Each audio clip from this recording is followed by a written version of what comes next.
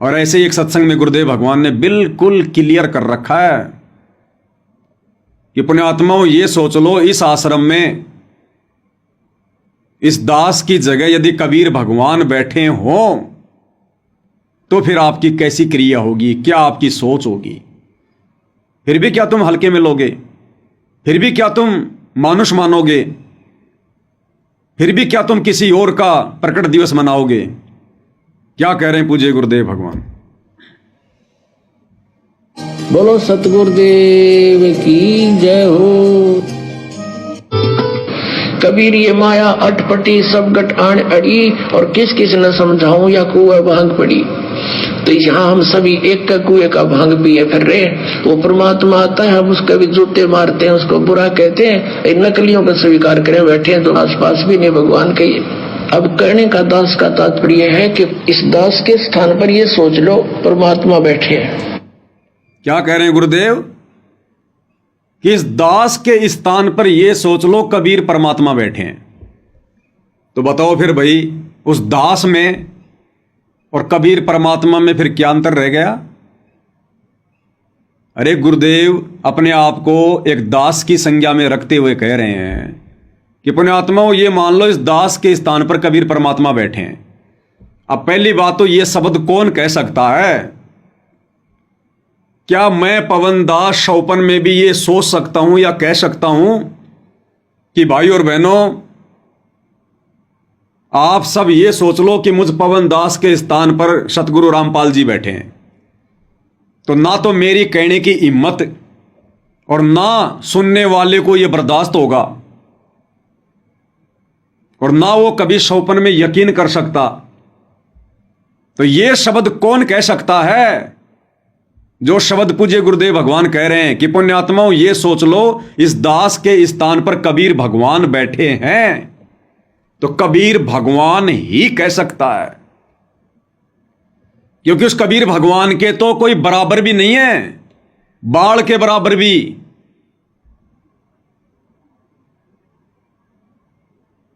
तो यह शब्द कबीर भगवान ही कह सकते हैं जो अपने आप को परमेश्वर रामपाल जी के रूप में छुपाकर बैठे हुए हैं।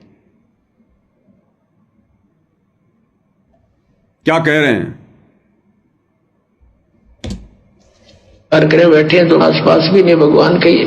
अब कहने का दास का तात्पर्य है कि इस दास के स्थान पर ये सोच लो परमात्मा बैठे हैं, और फिर हम कैसे व्यवहार करेंगे उस भगवान से? फिर हम कैसा व्यवहार करेंगे उस भगवान से? गुरुदेव हमें समझाना चाह रहे हैं कि भाई वैसे तो तुम मुझे भगवान मानोगे नहीं, तुम्हारी बुद्धि पे पत्थर पड़े, तुम्हारी अकल का ताला बंद पड़ा है, चाबी खो गई, जर लगी हुई है, वैसे तो तुम भगवान मानोगे नहीं अपने गुरु को। तो गुरु भगवान मनाने के लिए निर्देश दे रहे हैं कि पुण्यात्माओं ये सोच लो कि इस दास के स्थान पर कबीर परमात्मा बैठे हैं। अब तुम कैसा व्यवहार करोगे जब तुम्हें यह पता चल जाए कि संत रामपाल जी की जगह पर कबीर जी बैठे हैं? फिर तुम कैसा व्यवहार करोगे अपने गुरु जी के साथ में? क्या फिर भी तुम अपने गुरु जी को मानुष मानोगे? क्या फिर भी तुम किसी से कहोगे कि हमारे गुरु जी का जन्म हुआ है? क्या फिर तुम अपने गुरु जी को भोग नहीं लगाओगे? क्या फिर तुम अपने गुरु जी की आरती नहीं उतारोगे? क्या फिर तुम अपने गुरु जी का प्रकट दिवस नहीं मनाओगे? क्या फिर तुम उस कबीर भगवान का घर घर में आसन नहीं लगाओगे? क्या फिर तुम राजनीति करोगे? क्या फिर तुम अनुपासना करोगे? परशुराम की जयंती में जाओगे? क्या फिर तुम गुंडों की सीबीआई जांच का समर्थन करोगे? क्या फिर तुम आरक्षणों में धक्के खाओगे? क्या फिर तुम स्टेडियम बनवाओगे? यदि यह विश्वास हो जाए कि हमारे गुरुजी कबीर जी हैं स्वयं, और हमारे गुरुजी ने सतनाम के नियमों में साफ साफ मना कर रखा कि हमने गेम भी नहीं खेलना, सहयोग भी नहीं करना, मोबाइल में भी गेम नहीं खेलना, क्या फिर तुम धनाना में स्टेडियम बनवाओगे? स्टेडियम बनाने वाले का समर्थन करोगे? ऐसे कुपात्रों को ज्योति पाठ और दान का पैसा दोगे? लेकिन संगत को यह विश्वास ही तो नहीं है कि हमारे गुरुजी कबीर हैं, तभी तो सारा काम बिगड़ रहा है, तभी तो सबकी बुद्धि पर काल बैठा है। तो चंद आत्माओं पर गुरुदेव भगवान ने रजा बख्शी, इस बात की पहचान करवाई कि सतगुरु रामपाल जी की जगह पर कबीर जी नहीं, सतगुरु रामपाल जी स्वयं कबीर भगवान बनकर बैठे हैं। इसलिए हम सत्सेवक भाई बहन किसी भी कुक्रम में आश्रम वालों का सहयोग नहीं देते। इसलिए हम सत्सेवक भाई बहन अपने गुरु को परमात्मा मानकर परमात्मा जैसा ही व्यवहार करते हैं। तभी हमने घर घर में आसन लगा दिए भगवान के लिए, क्योंकि हमारे गुरुदेव केवल गुरुदेव नहीं है, भगवान है, परमेश्वर है, कबीर देव हैं। और आरती भगवान की उतारी जाती है। फिर भोग अध्याय 3 श्लोक 13 के अनुसार, गीता जी के अनुसार भगवान को लगता है। फिर भक्ति भगवान के ज्ञान को आधार बना के की जाती है। फिर उस तत्व ब्रह्म की पहचान होने के बाद यह आत्मा केवल जन्म और मरण से छुटकारा चाहती है। फिर ये गुंडों की सीबीआई जांच में जाके बकवाद नहीं करती, आरक्षणों में बैठ के बकवाद नहीं करती, दुनिया की धर्मशाला नहीं बनवाती, भंडारों के नाम पर, लड्डू जलेबी बर्फी के नाम पर हरियाई गाय की तरह नहीं दौड़ती, राजनेताओं की रैलियों में धक्के नहीं खाएगी वो आत्मा जिसको पता चल जाएगा मेरा गुरु कबीर है।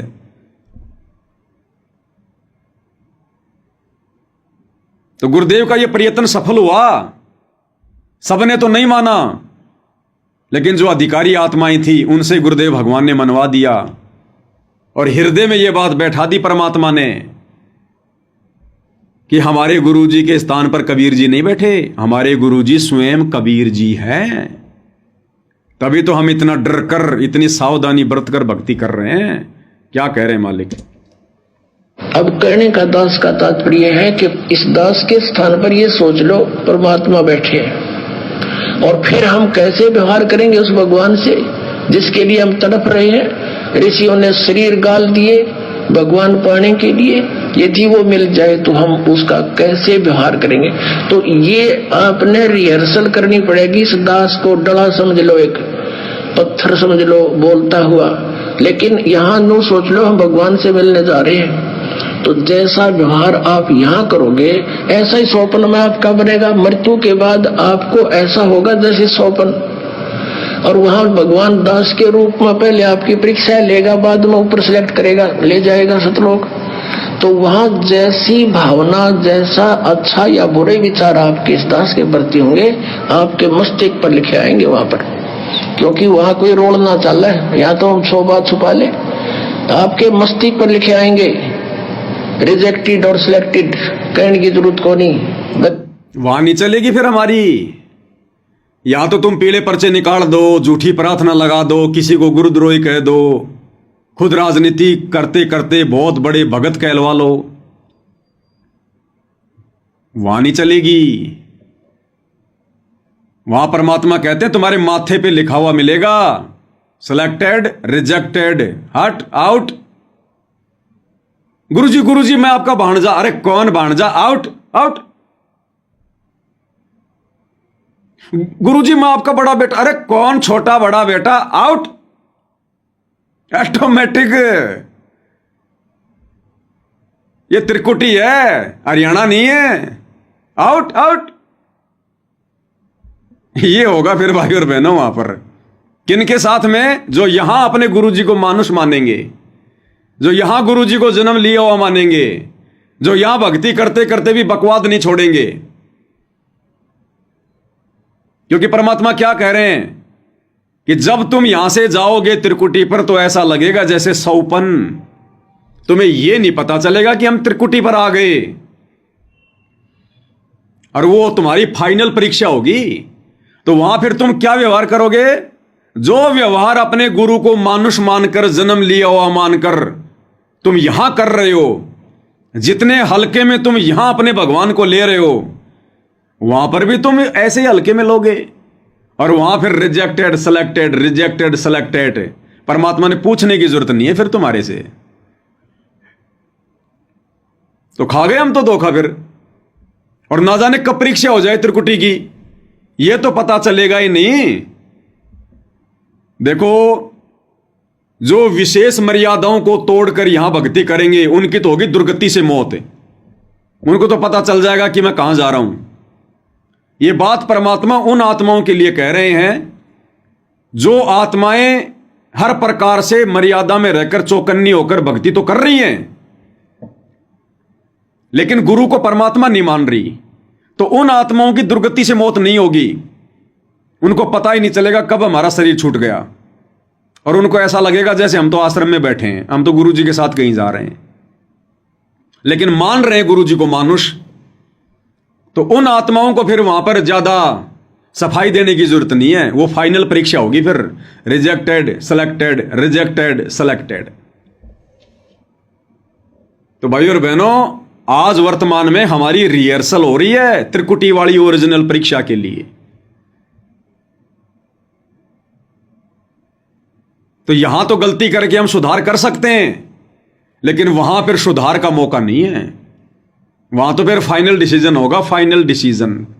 वहां नहीं चलेगी, फिर कोई गवाह नहीं चलता, कोई सफाई नहीं चलती, फिर वहां पर बात भी नहीं करने दिए जाते।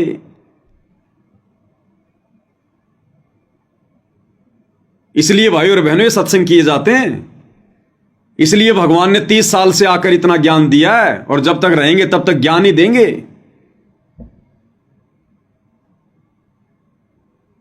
इसलिए गुरु को मानुष मानने वाली आत्माएं, गुरु को जन्म लेकर आया हुआ मानने वाली आत्माएं यहीं पर काल के जाल में फंसी रह जाती हैं। एक बार फिर से सुन लो भगवान क्या कह रहे हैं। अब करने का दास का तात्पर्य है कि इस दास के स्थान पर ये सोच लो परमात्मा बैठे हैं, और फिर हम कैसे व्यवहार करेंगे उस भगवान से जिसके लिए हम तड़प रहे हैं। ऋषियों ने शरीर गाल दिए भगवान पाने के लिए, यदि वो मिल जाए तो हम उसका कैसे व्यवहार करेंगे। यदि वो मिल जाए तो हम उसके साथ कैसा व्यवहार करेंगे। इसलिए हम सत्सेवक भाई बहनों ने यह निर्णय लिया है कि यदि परमात्मा जमानत पर आते हैं तो हम इन सतलोक आश्रमों में नहीं जाएंगे, क्योंकि हमें पता चल गया कि धरती पर परमात्मा आए हुए हैं, और यदि आश्रमों में जाएंगे तो परमात्मा हमारे सामने होंगे, और समक्ष परमात्मा है, तो हम उनकी आरती उतारे बिना कैसे रह सकते हैं। उनको भोग लगाए बिना हम कैसे अंजल ग्रहण कर सकते हैं। और वो हमें काल के एजेंटों के द्वारा वहां पर करने नहीं दिया जाएगा। हमारी थाली तो वहीं मेन गेट पे निकाल दी जाएगी, हमारा घी तो वहीं ले लिया जाएगा, और हमें पता कि सामने भगवान है।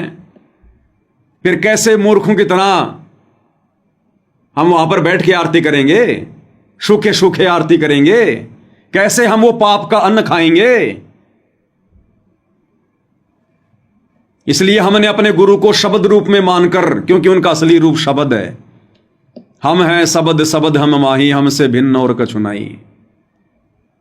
और रोजाना अपने घर पर हम उनकी भक्ति कर ही रहे हैं। अगर गुरु को परमात्मा मानकर भक्ति कर रहे हैं तो चाहे पहाड़ पे बैठ के कर लो।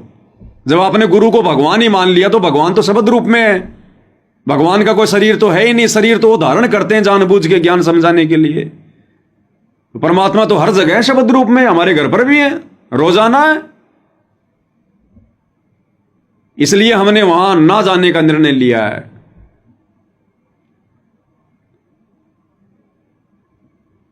तो भाई और बहनों, इसलिए परमात्मा ने सात संगतियां शुरू करवाई है, ताकि ये आत्माएं काल का धोखा खाने से बचें। भगवान कहिए अब करने का दास का तात्पर्य है कि इस दास के स्थान पर ये सोच लो परमात्मा बैठे हैं, और फिर हम कैसे व्यवहार करेंगे उस भगवान से जिसके लिए हम तड़प रहे हैं। ऋषियों ने शरीर गाल दिए भगवान पाने के लिए, यदि वो मिल जाए तो हम उसका कैसे व्यवहार करेंगे।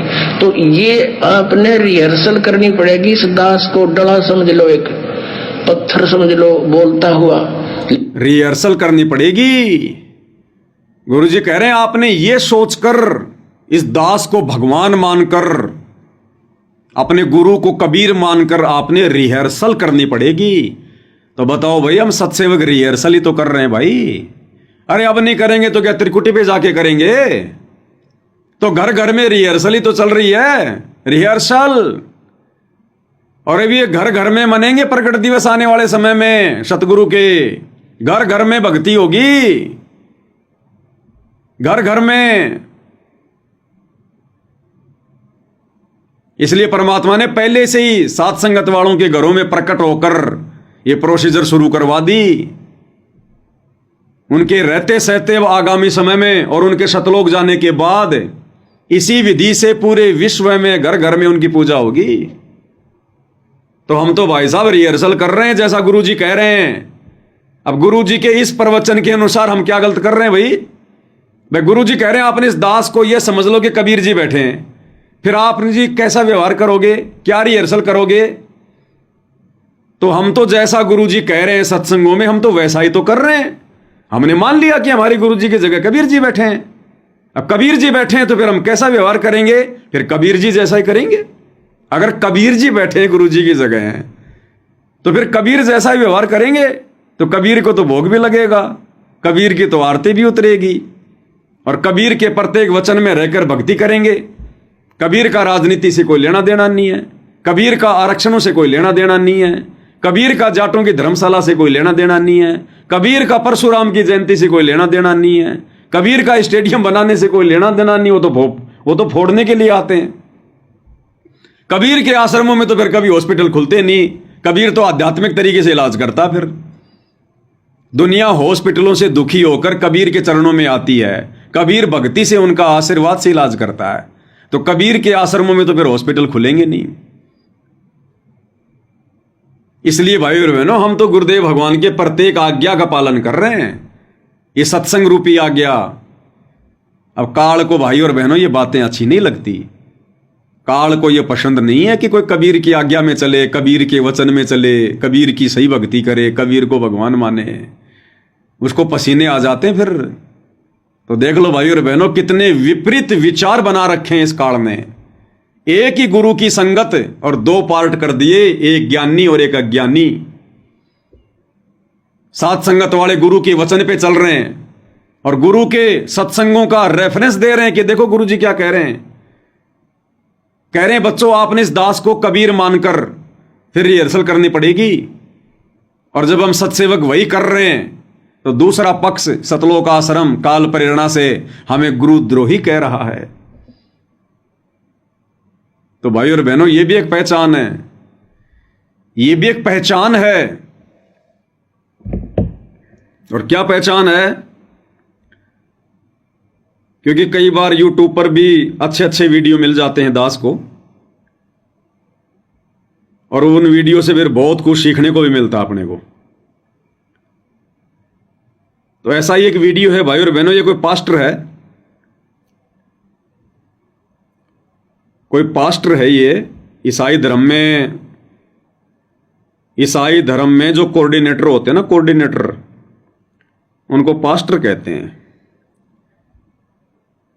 जैसे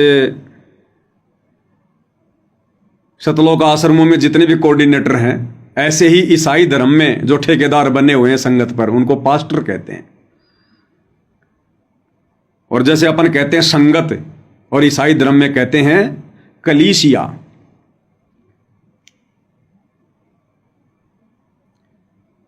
तो इसमें क्या कहा गया है?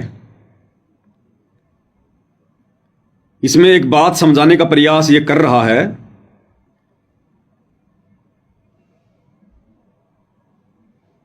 ईसा मसीह का जिक्र करके कि तुमने ये कैसे सोच लिया, यदि तुम ईसा मसीह के जैसा बनना चाहते हो तो तुमने ये कैसे सोच लिया कि तुम्हारा जीवन बड़े आनंद में गुजरेगा, बड़े सुखों में गुजरेगा। अगर तुम ईसा मसीह के नक्शे कदम पर चलोगे, उसके जैसा बनने का प्रयास करोगे, तो जो यातना ईसा मसीह ने झेली तुमने भी उन्हीं यातनाओं से गुजरना पड़ेगा। और यही पहचान होती है उसके फॉलोवर की, यही पहचान होती है। अगर गुरु की गाड़ी टेढ़े मेढ़े रास्ते से जा रही है, गुरु की गाड़ी यदि उबड़ खाबड़ रास्ते से जा रही है और चेला यदि उसके पीछे पीछे चल रहा है, तो चेले के लिए सेकंडों में जीटी रोड नहीं बन जाएगी। चेले ने भी यदि उसी रास्ते से चलना है तो झटके खाते हुए चलना पड़ेगा। तो ये 2 मिनट का इनका ये प्रवचन है। पास्टर है कोई, ये बाहर का फॉरेन का, किसी ने हिंदी में इनकी आवाज को डब किया हुआ है आप समझने का प्रयास करना भाई और बहनों, समझने का। यदि हम अपने गुरुदेव भगवान के नक्शे कदम पर चलेंगे, सच्चाई के रास्ते पर चलेंगे, तो भाई और बहनों, अगर उनको काल ने देशद्रोही घोषित करवाया है तो हमें कम से कम गुरुद्रोही तो घोषित करवाएगा। जो संघर्ष इस भक्ति मार्ग पर गुरुदेव के सामने आ रहे हैं, अगर हम उनके नक्शे कदम पर चलेंगे तो भाई और बहनों, यदि उतने नहीं तो उससे कम हमारे जीवन में भी संघर्ष नहीं होगा, हमने भी संघर्षों से गुजरना पड़ेगा। तो क्या कह रहे हैं, थोड़ा ध्यान से सुनना, आप जी समझ जाओगे। मुसीबत और हमले के समय हमें क्या करना चाहिए, इस वीडियो को देखिए। जब मैं परेशानियां, हमले और चुनौतियां नहीं देखता तो मैं परमेश्वर से सवाल करने लगता हूं, क्यों? आप में से कुछ लोग उनसे तब सवाल करते हैं जब आपकी शादी नहीं हुई, जब पैसा नहीं आया, जब आपकी भौतिक चीजें नहीं मिली। लेकिन मैं, जब चीजें नहीं आती, जब परेशानियां नहीं आती, जब हमले नहीं आते, जब आरोप नहीं लगते, जब उत्पीड़न नहीं होता, जब आपत्तियां नहीं आती, जब शहर मेरे खिलाफ खड़े नहीं हो पाते, तब मैं खुद से सवाल करता हूं और कहता हूं, प्रभु, क्या मुझसे कोई गलती हो गई है? कृपया मुझ पर दया करें, क्योंकि मैं इस स्तर में उत्पीड़न, हमलों और सताव के कारण ही बढ़ता हूं। हाँ। यीशु ने घोषणा की और कहा, एक सेवक अपने स्वामी से बड़ा या अधिक नहीं हो सकता। संदर्भ में यीशु बस यही कह रहे थे, मुझे सताया गया इसीलिए तुम्हें भी सताया जाएगा। मुझे व्यवस्था ने नफरत की इसलिए व्यवस्था तुमसे भी नफरत करेगी। तुम यीशु से बड़े नहीं हो सकते। जो उन्होंने सहा वही तुम भी सहोगे। आमीन। तो जब तुम यीशु के दुखों में सहभागी होते हो तो क्यों रोते हो? क्या तुम नहीं जानते कि ये सब बातें परमेश्वर के राज्य में अधिक महिमा, मुकुट, सामर्थ्य और पदवियों का कारण बनती हैं?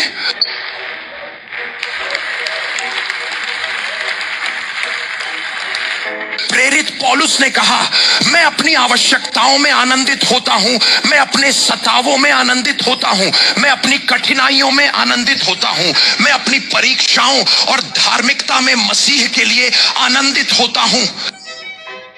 उन्होंने कहा, मैं आनंदित होता हूं। अपने हाथ ऊपर उठाओ। मैं देख रहा हूं कि तुम पवित्र आत्मा के साथ एकता में आ रहे हो।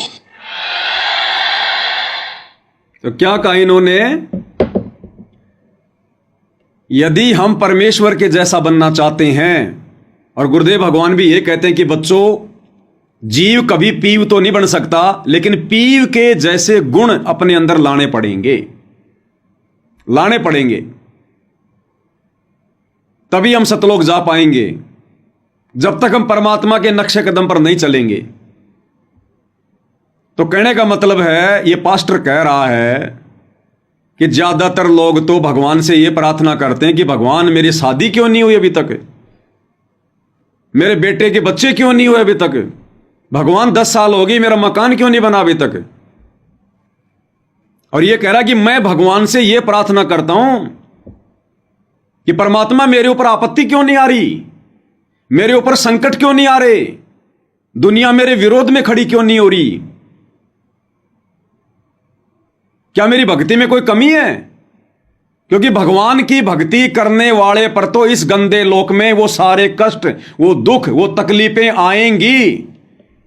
जब आप उनके मर्यादाओं में चलोगे, नियमों में चलोगे, उनके अनुसार भक्ति करोगे, उनके वचन में चलोगे, तो जैसी नफरत दुनिया वाले तुम्हारे गुरु से कर रहे हैं, तुमसे भी करेंगे।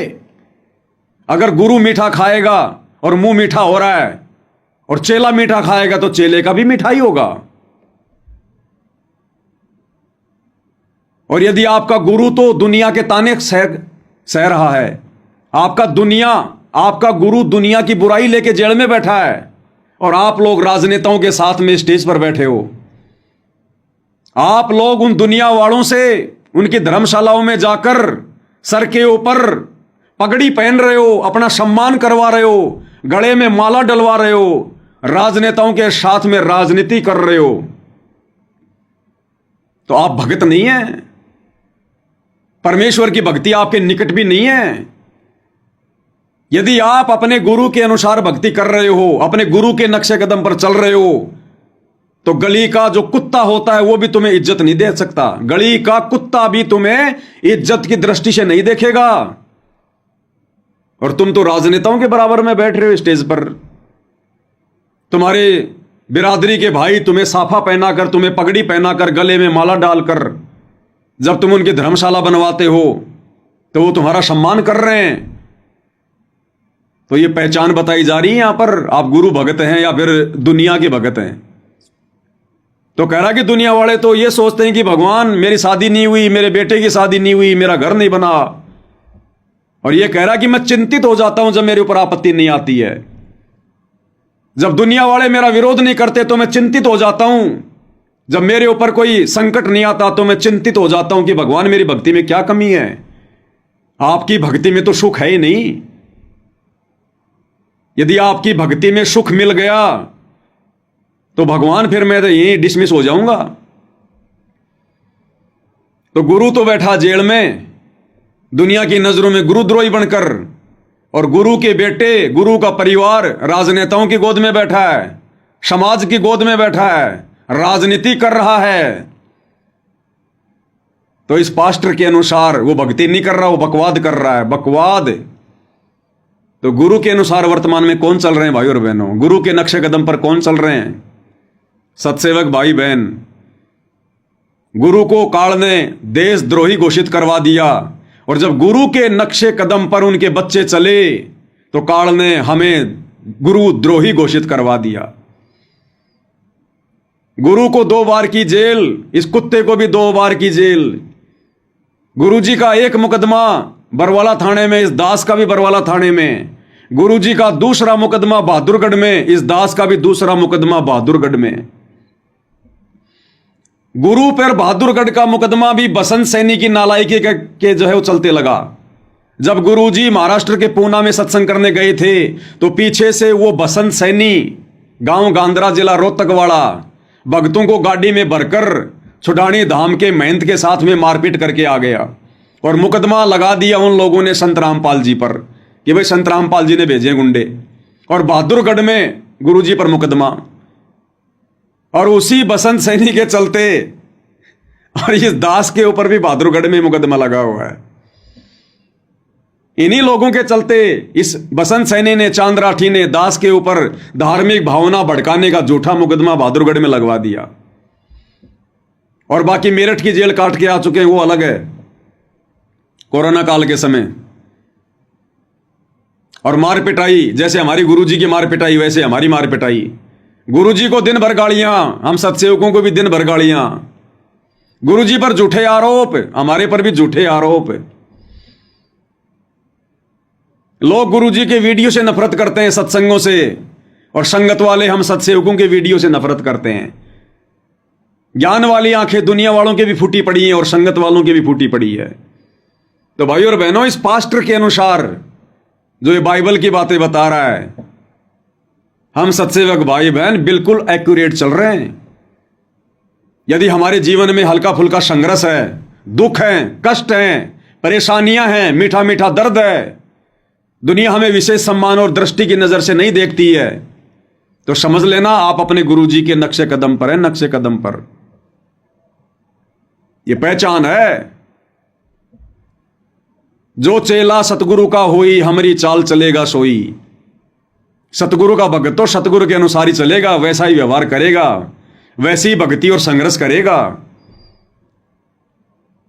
तो वर्तमान में सतगुरु रामपाल जी दुनिया वालों को फूटी आंख नहीं सुहाते, उसी प्रकार संगत वालों को हम सत्सेवक भाई बहन फूटी आंख नहीं सुहाते। और जिस दिन ये परमेश्वर अपनी लीला समाप्त करेंगे, मिशन को अंजाम देंगे, और जिस प्रकार फिर ये नादान दुनिया अपनी अज्ञानता के लिए रोएगी, पछताएगी, उस दिन ये नादान संगत वाले भी जो आज हमें गुरुद्रोही कह रहे हैं, ये भी अपनी मूर्खता पर रोएंगे, पछताएंगे। फिर ये बाद में फिर क्या मिलेगा? बोया बेड़ पपूल का, फिर हम कहां से खाए। इसलिए भाई और बहनों, परमात्मा कहते हैं कि करता था तब क्यों किया, अब करके क्यों पछताए? उस समय तो तूने बहुत बकवाद करी, गुरुद्रोही है, गुरुद्रोही है, फलाने हैं, ढिमके हैं।